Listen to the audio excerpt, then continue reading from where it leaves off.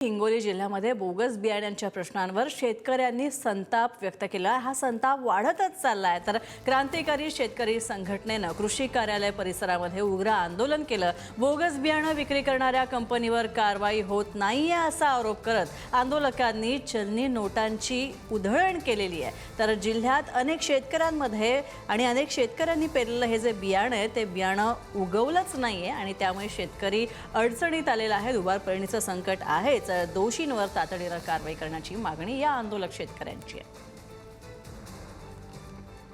हिंगोली जिल्ह्यामध्ये 700च्या वर bogus PGR कंपन्या त्या ठिकाणी कार्यरत असताना जिल्ह्याचे गुण नियंत्रक अधिकारी, राज्याचे गुण नियंत्रक अधिकारी गप्प काय आहेत? हे सगळे पैसे घेऊन त्या ठिकाणी शेतकऱ्यांच्या टाळूवरचं लोणी खाण्याचं काम जिल्ह्याचा कृषी विभाग, राज्याचा कृषी विभाग करत आहे। यांनी कंपन्याकडनं पैसे घेतलेले आहेत। आमचा स्पष्ट आरोप आहे, कंपन्याचे लोक यांच्या टेबला लावून बसतात। त्या ठिकाणी पत्रकार आले की बरोबर आपले लेबल झाकतात। ही काय परिस्थिती जिल्ह्यामध्ये ओढवलेली आहे। आमचं आज जर यांनी कारवाई नाही केली, उद्या आम्ही यांना उद्याचा अल्टिमेटम देतोय। नाही कारवाई केली तर 2 दिवसामध्ये हेच पैसे घेऊन आम्ही मंत्रालयावर जाऊ आणि राज्याच्या कृषी मंत्र्यांना हे पैसे फेकून त्या ठिकाणी निषेध व्यक्त करू।